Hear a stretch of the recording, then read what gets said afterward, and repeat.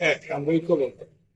মতবিরোধ থাকতেই পারে, এই জন্য গ্রুপিং করে দলকে দুর্বল করার কোনো প্রয়োজন হয় না।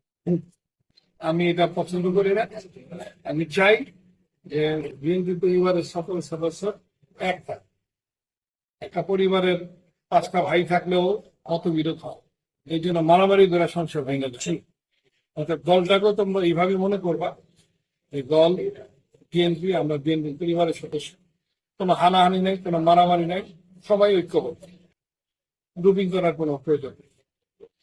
সন্ত্রাসী, চাঁদাবাজি এগুলোর মধ্যে তোমরা কেউ জড়াবো। যারা সন্ত্রাস করে তারা দয়া করে আমার কাছে পড়াইছে।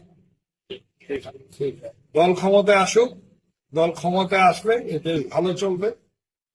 বেগম খালেদা জিয়া আমাদের দেশের নেতৃত্বে, তারেক রহমান সাহেবের নেতৃত্বে দল চলবে, দেশ চলবে। আমরা সবাই তার হাতকে শক্তিশালী করার জন্য আমরা এই রাজনীতি। নির্বাচন যখন আসে তখন দেখা যাবে কি হবে না হবে। দল যে সিদ্ধান্ত নিবে, তারেক রহমান সাহেব, ম্যাডাম খালেদা জিয়া যে সিদ্ধান্ত নিবে, সেটি আমাদের সবার জন্য শিরোধার্য। আমরা নমিনেশনের জন্য, পদের জন্য আমরা দলকে দ্বিধাবিভক্ত করবো না, দলকে আমরা দুর্বল করবো না, মতবিরোধ করবো। আমরা সবাই থ্যাংক ইউ ভেরি মাচ।